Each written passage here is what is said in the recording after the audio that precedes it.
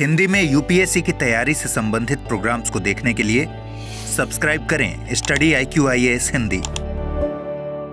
नमस्कार, बहुत बहुत स्वागत है आप सभी का स्टडी IQ-IAS हिंदी में। मेरा नाम है अतुल जैन। आज मैं आपके सामने लेकर आया हूं एक ऐसी चर्चा जो हम में से कई लोगों के दिमाग में हमेशा से रही है। इस बात पर हम लोग विचार करते रहते हैं। आप में से बहुत लोग इस बारे में सोच विचार भी कर रहे होंगे कि इसका क्या इलाज है और क्या इसका कोई भी इलाज संभव है या नहीं है। तो आज मैं आपसे बात करूंगा यूपीएससी की तैयारी के दौरान या फिर किसी भी एग्जाम की तैयारी के दौरान होने वाले तनाव पर कि यार टेंशन, स्ट्रेस जो होता है, क्या यूपीएससी की तैयारी या किसी अन्य परीक्षा की तैयारी के बीच में हमको जिस तरह का स्ट्रेस होता है, क्या यह जरूरी है? क्या इस स्ट्रेस से हम बच सकते हैं? क्या यह स्ट्रेस जो है ये हमारी तैयारी को प्रभावित कर सकता है या फिर क्या यह स्ट्रेस जो है हमारी तैयारी को अच्छा भी कर सकता है? प्रभावित कई तरह से कर सकता है। क्या यह स्ट्रेस जो है ये हमारी तैयारी को दूषित कर सकता है, उसकी प्रक्रिया में बाधा डाल सकता है या फिर यह हमारी तैयारी की प्रक्रिया में सुधार भी ला सकता है? इसके बारे में हम बात करेंगे। देखिए, आप लोग जानते हैं कि मैं बहुत सीधी सीधी बात करना पसंद करता हूं।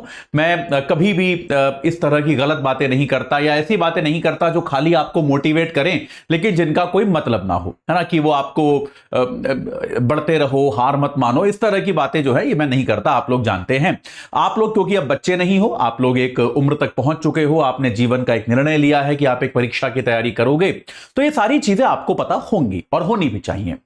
लेकिन एक बात समझिए कि जहां पर किसी एक ऐसे एग्जाम में जहां लाखों छात्र बैठते हैं, लाखों अभ्यर्थी बैठते हैं और मात्र 1000 के अंदर लोगों का चयन होता है, तो निश्चित तौर पे वो प्रक्रिया जो है वो एक ऐसी प्रक्रिया है कि वो कठिन है। कोई भी टीचर, कोई भी शिक्षक, कोई भी व्यक्ति अगर आपसे ये कहे कि यार यूपीएससी की तैयारी तो बहुत आसान है, तो वो सही नहीं कह रहा। वो आपसे सही बात नहीं कह रहा है। सिलेबस आसान हो सकता है, पाठ्यक्रम को पढ़ना आसान हो सकता है, लेकिन कंपटीशन का लेवल टफ है, इसमें कोई डाउट नहीं है, क्योंकि लाखों लोग जो हैं उन कुछ 100 सीटों के लिए कंपटीशन कर रहे हैं। और अगर आप ऐसे एग्जाम की निरंतर तैयारी करोगे तो यह भी तय है कि आपको तनाव होगा ही होगा। आपको तनाव जो है वो निश्चित तौर पे होगा ही, इसमें कोई डाउट नहीं है। मतलब अगर आपको किसी प्रकार का कोई तनाव नहीं हो रहा है तब दो कारण संभव हैं। या तो आप पढ़ ही नहीं रहे हो, भाई आप पढ़ोगे ही नहीं तो कैसा स्ट्रेस, फिर तो कोई स्ट्रेस नहीं है, आपको जो है पता है कि क्या होने वाला है। या फिर दूसरा आपको तनाव तब हो सकता है, आपको तनाव अगर हो ही नहीं रहा है, दूसरा कारण यह है कि भाई आप जो है बहुत ही एक शानदार किस्म के इंसान हो, आपका बहुत अच्छा आत्मनियंत्रण है, लेकिन ऐसे इंसानों से आमतौर पे मैं मिला नहीं, मतलब ऐसे लोग होते नहीं हैं। गौतम बुद्ध जैसे लोग, भगवान बुद्ध जैसे लोग शायद ही कुछ होंगे जिन्हें जीवन में कभी तनाव नहीं होता। तो आप जब एक कठिन परीक्षा से गुजरते हो तो निश्चित तौर पर है, एक लाजमी बात है कि आपको तनाव होना एक बहुत ही सामान्य सी चीज है।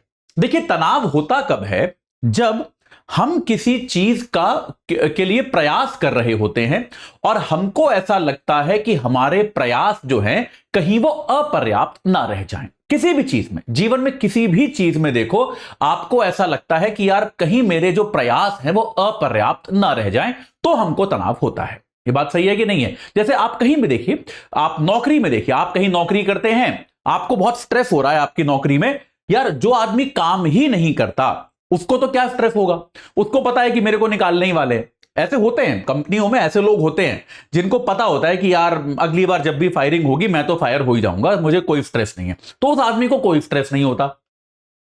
उस आदमी को भी कोई स्ट्रेस नहीं होता जो सबसे अच्छा कर रहा होता है। भाई कोई व्यक्ति है जो एकदम ही उसने फोड़ रखा है सब कुछ, कहते हैं ना हमारी भाषा में कि फोड़ रखा है भाई उस आदमी ने, तो जो भी कंपनी टारगेट दे रही है सारे पूरे कर रहा है, नए नए प्रोडक्ट बना रहा है, नई नई चीजें बना रहा है, उसे भी कोई स्ट्रेस नहीं होता। उसको पता है कि यार मेरे को कहां कुछ हो जाएगा, मेरे को निकाल देंगे तो कंपनी बंद हो जाएगी।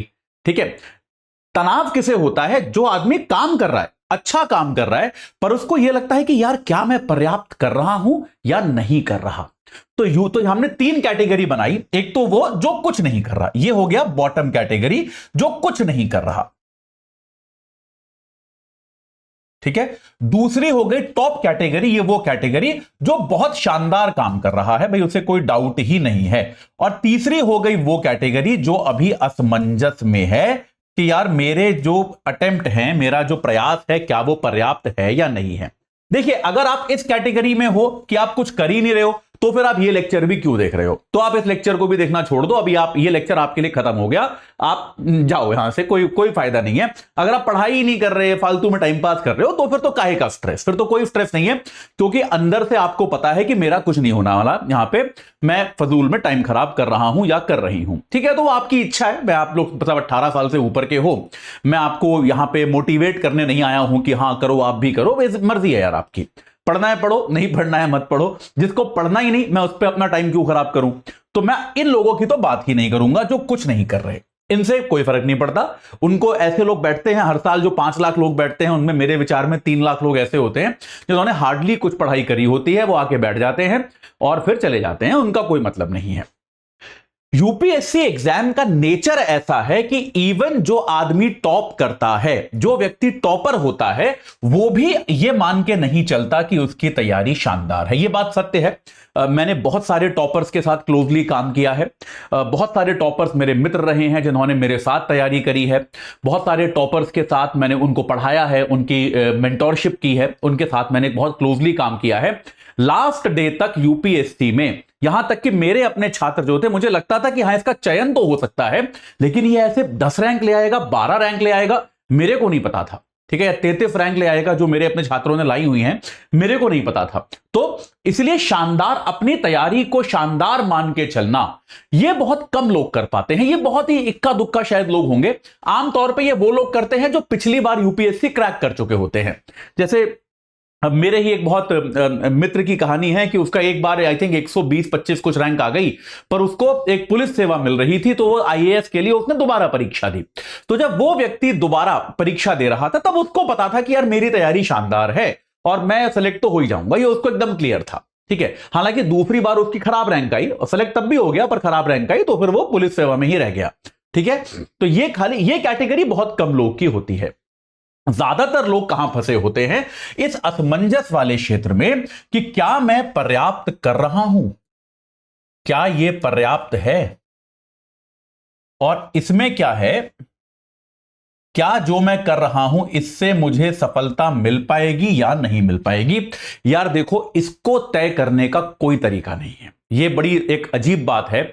इस एग्जाम में कोई ऐसा सेट पैटर्न नहीं है जिससे हम बता पाएं कि यार इस छात्र का तो चयन होना तय है या फिर इसकी 100 के अंदर रैंक आना तय है।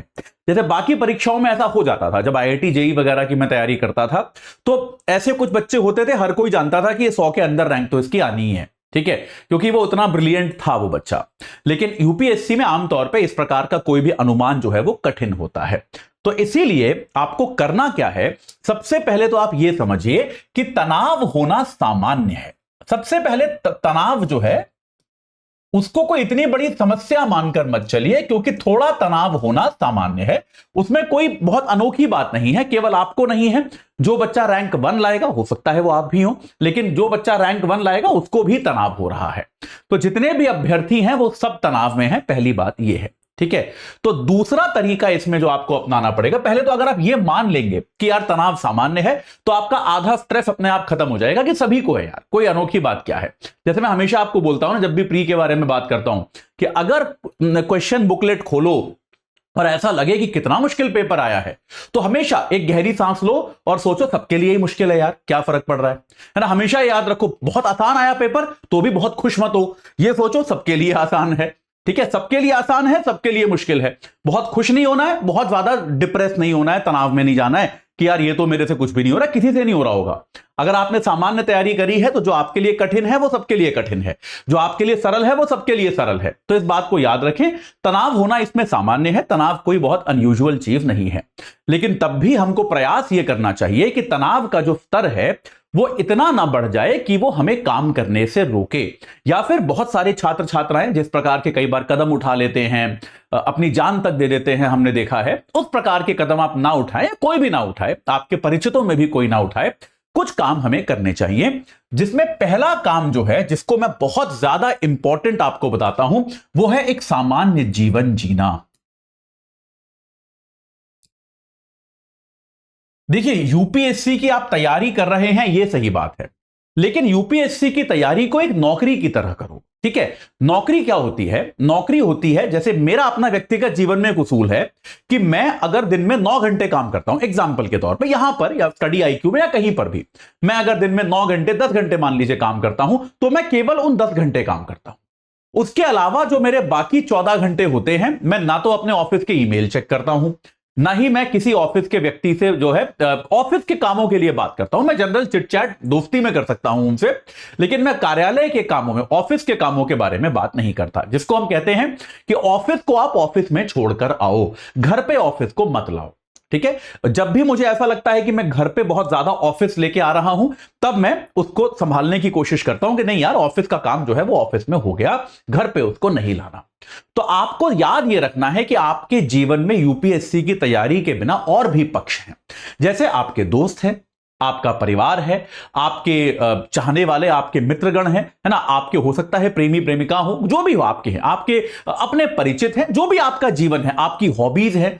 आप ये मत कर लीजिए कि यूपीएससी के नाम पर आप अपने बाकी हर चीज को हटा दें, ये मत कीजिए। यूपीएससी की तैयारी आप दिन में 8-9 घंटे करते हो, दिन में 8-9 घंटे करो, ठीक है, कोई दिक्कत नहीं है। उस समय आप पूरी तरह से यूपीएससी के व्यवहार में डूबे हो, कोई समस्या नहीं है।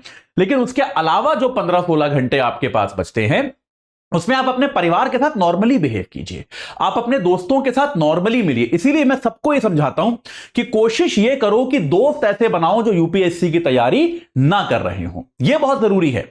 अब आपके ऐसे भी कुछ दोस्त होंगे, आप कोचिंग करोगे, साथ में तैयारी करोगे, तो वहां भी दोस्त बनेंगे, लेकिन कुछ दोस्त आपके ऐसे भी होने चाहिए जो नॉन यूपीएससी वाले हों, जो आपके जीवन में आपसे कुछ और भी बातें करें, जो आपके जीवन में आपके साथ कुछ और भी टाइम स्पेंड करें। हमेशा ऐसा ना हो कि आप दोस्तों से मिलने गए और वहां भी आज के द हिंदू में क्या पढ़ा, आज के इंडियन एक्सप्रेस में क्या था, अतुल सर ने क्या पढ़ाया, इस सर ने क्या बताया, वो वाले नोट्स अच्छे हैं कि नहीं, केवल यही बात हो, ये उचित नहीं है।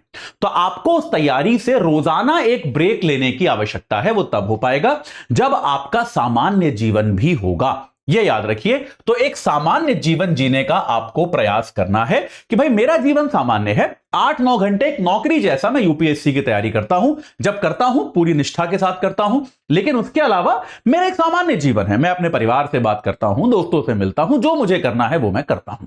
ठीक है, ये बात क्लियर हुई।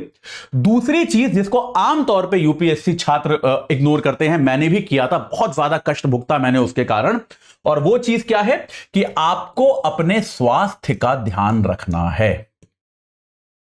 ये एक चीज है जो मैंने नहीं की थी, और जो आपने देखा होगा कई बार मुझे छुट्टी लेनी पड़ती है क्योंकि मेरे को बैक का प्रॉब्लम हो जाता है।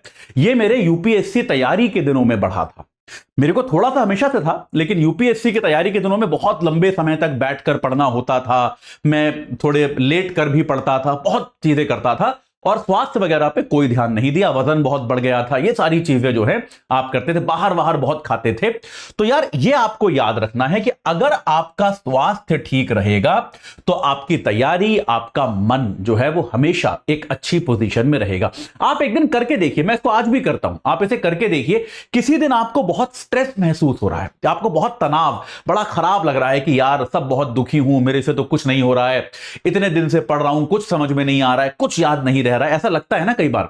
जिस दिन ऐसा लगे, आप जूते पहनो, घर के नीचे जहां भी आप रहते हो उतर जाओ, और अगर आपके आसपास कोई पार्क है तो वहां पे आप 10-15 मिनट बस रन करके आओ, 10-15 मिनट केवल दौड़ के आओ। कोई आपको उसैन बोल्ट बनने की जरूरत नहीं है, धीमे धीमे गति से ही आप वहां पे जॉगिंग जिसको कहते हैं आप वो भी करके आओ, बस 15 मिनट किसी भी समय, ठीक है, आप करके आओ।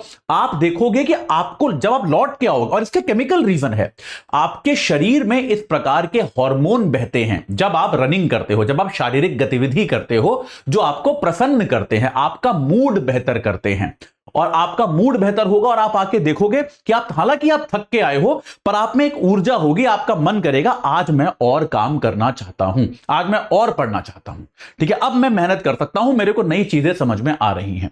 तो कोशिश ये कीजिए, मैं यहां तक भी जब मेरे को प्रॉब्लम होनी शुरू हो गई बैक वगैरह में, तो मैं दिल्ली में गर्मी में कई बार दोपहर में भी दौड़ने जाता था, क्योंकि मुझे लगता था कि अगर मैं ये करके आऊंगा तो उससे एक तो बहुत फायदा है कि आपका जनरली स्वास्थ्य अच्छा रहता है, जो कि बहुत अच्छी चीज है, और दूसरा आपका जो तनाव है वो स्वतः कम होता है, अपने आप कम होता है।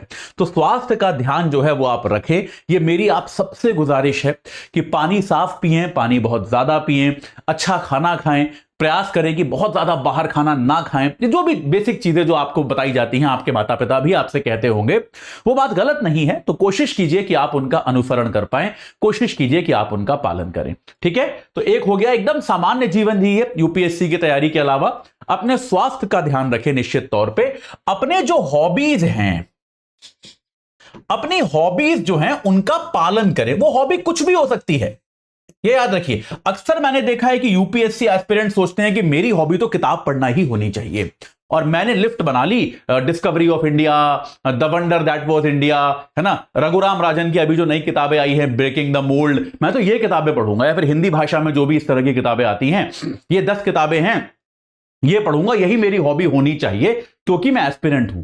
अरे यार, अगर आपको कोई चीज करनी पड़ रही है तो वो हॉबी थोड़ी ना है, वो तो फिर काम है।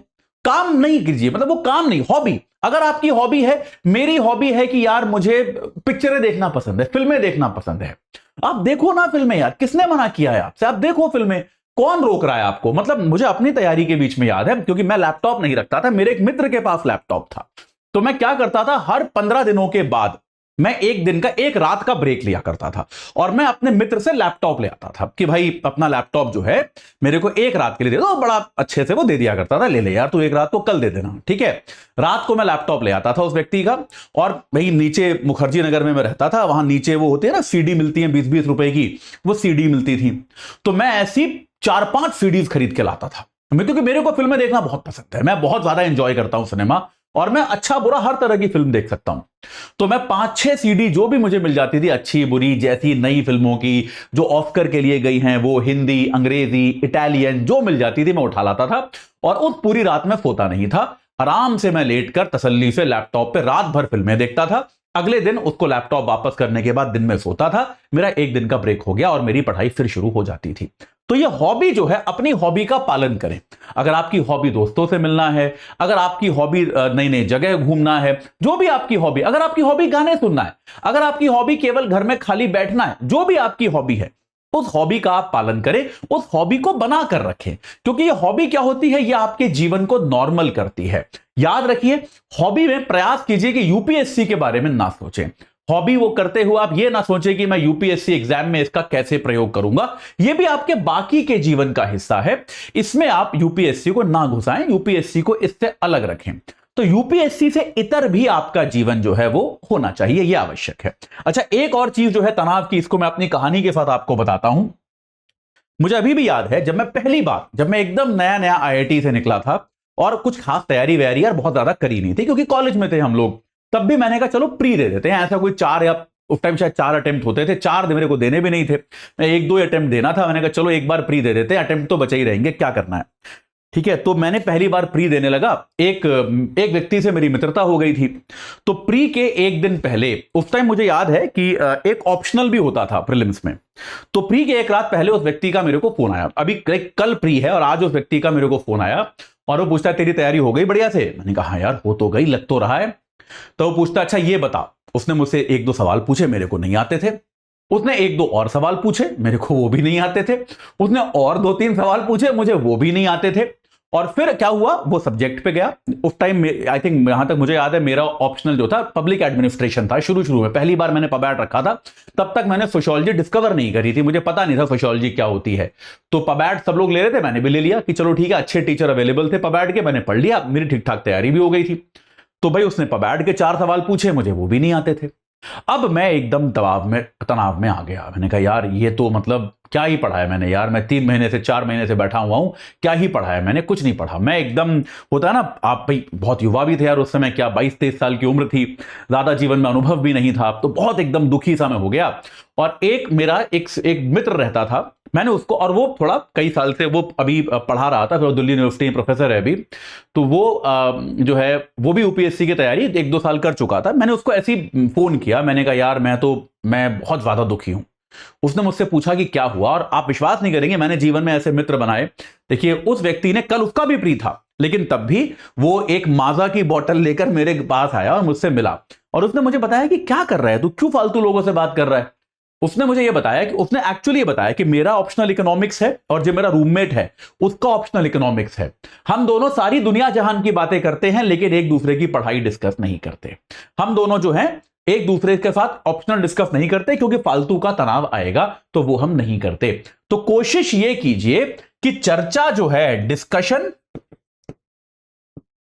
जो है, आप केवल उनसे करें जिनको आपसे अधिक आता हो, जो आपके टीचर्स हैं, जो आपके टीचर्स हैं, जो आपके मेंटोर हैं, उन लोगों के साथ आप डिस्कशन करें। बाकी जो आपके मित्र हैं, जो आपके फेलो एस्पिरेंट हैं, उनके साथ आप चर्चा ना करें तो ज्यादा बेहतर है ना। ये आपके लिए ज्यादा हितकारी होगा कि उन लोगों के साथ आप चर्चा मत करो। ठीक है, चर्चा करोगे फिजूल का तनाव आएगा, आप जबरदस्ती स्ट्रेस में जाओगे। क्योंकि हर व्यक्ति को, यार कोई भी व्यक्ति ये नहीं कह सकता मेरा सब कुछ पूरा तैयार है ना। हर व्यक्ति, आप एक टीचर के तौर पे भी क्या मैं ये कह सकता हूं कि मेरे को सारा इकोनॉमिक्स में सब कुछ बराबर आता है? नहीं, इकोनॉमिक्स में भी कुछ चीजें मेरी बहुत अच्छी हैं, कुछ चीजें थोड़ी कम अच्छी हैं। नेचुरली अगर आप मुझसे पूछोगे कि चलो इकोनॉमिक्स की बात करो तो मैं वही बात करूंगा जो मेरी बहुत अच्छी है। ठीक है, तो इसको समझिए इस बात को कि यार हर व्यक्ति वही चीज पूछता है, उसी के बारे में बात करता है जो उसकी बहुत अच्छी होती है। उसका मतलब यह नहीं है कि उसको सब कुछ बहुत अच्छा आता है। तो यह याद रखें, तनाव जो है अननेसेसरी, उससे बचें। ठीक है, तनाव, थोड़ा सा तनाव होना अच्छी बात है। मैं आपको बार बार ये दोहरा रहा हूं, तनाव पूरी तरह से खराब चीज नहीं है। अगर कोई तनाव नहीं है तो यह चिंताजनक है, कहीं आप उस बॉटम कैटेगरी में तो नहीं है। लेकिन तब भी तनाव को जीवन में रेगुलेट करें, तनाव को जो है थोड़ा सा कम करने का प्रयास करें, सामान्य जीवन जिए और परीक्षा की तैयारी के लिए एक सच्चे मन से मेहनत करें। यह वो तरीका है जिससे आप अच्छी तैयारी जो है आप कर सकते हैं। चलिए अब मैं आपको बता दूं कि हमारा P2I बैच जो है उसमें एडमिशन आज बंद हो रहे हैं। तो ये 14 तारीख से बैच शुरू हुआ है, लेकिन 20 तारीख यानी कि आज इस बैच से जुड़ने की लास्ट डेट है। एजे लाइव कोड आप लगा सकते हैं और 24,999 में जुड़ सकते हैं। ठीक है, इस तनाव से बचने के लिए आपको मेंटोरशिप भी मिलती है जिससे आप कुछ भी डिस्कशन कर सकते हैं अपने मेंटोर के साथ। ठीक है, साथ के साथ आपको पता ही है, इसमें आपको लाइव लेक्चर्स मिलते हैं, आपको इसमें प्रैक्टिस क्वेश्चंस मिलते हैं, टेस्ट सीरीज मिलती है, रेसिडेंशियल प्रोग्राम, आवासीय प्रोग्राम मिलता है और आपको नोट्स वगैरह भी मिलते हैं। तो आप एजे लाइव कोड लगाकर आज इस बैच से जरूर जुड़ जाइए क्योंकि आज इस वाले बैच की लास्ट डेट है। ठीक है, ये याद रखिएगा। और अगर आप राज्य स्तर की परीक्षाओं की तैयारी कर रहे हैं तो 18 तारीख से यूपी, बिहार, उड़ीसा, पंजाब, हरियाणा, जम्मू कश्मीर, मध्य प्रदेश और आसाम, इनके संपूर्ण बैच जो है वो प्रारंभ हुए हैं, जो प्री और मेंस दोनों के हैं। एजे लाइव कोड लगा के आप 14,000 में, 13,999 में इन बैचेस से भी जुड़ सकते हैं। और हमारा SIP का जो अगला बैच है, जैसा कि आप लोग जानते ही हैं कि हमारा SIP का जो अगला बैच है वो 23 तारीख से शुरू हो रहा है। तो अगर अब तक आप लोग SIP से जुड़े रही हैं, यानी कि जो 2024 की जो परीक्षा दे रहे हैं, केवल प्री का क्रैश कोर्स है, एजे लाइव कोड लगा के आप 7,500 में 23 तारीख से हमारा नया बैच शुरू हो रहा है, उससे आप जुड़ सकते हैं। दोपहर 12 बजे का बैच है, तो कृपया इससे आप जुड़ जाएं और जो भी बैच आपको सूटेबल लगे उसको तुरंत ज्वाइन कर लीजिए। आज की इस चर्चा से जुड़ने के लिए आप सभी का बहुत बहुत धन्यवाद। हिंदी में यूपीएससी की तैयारी से संबंधित प्रोग्राम्स को देखने के लिए सब्सक्राइब करें स्टडी IQ IAS हिंदी।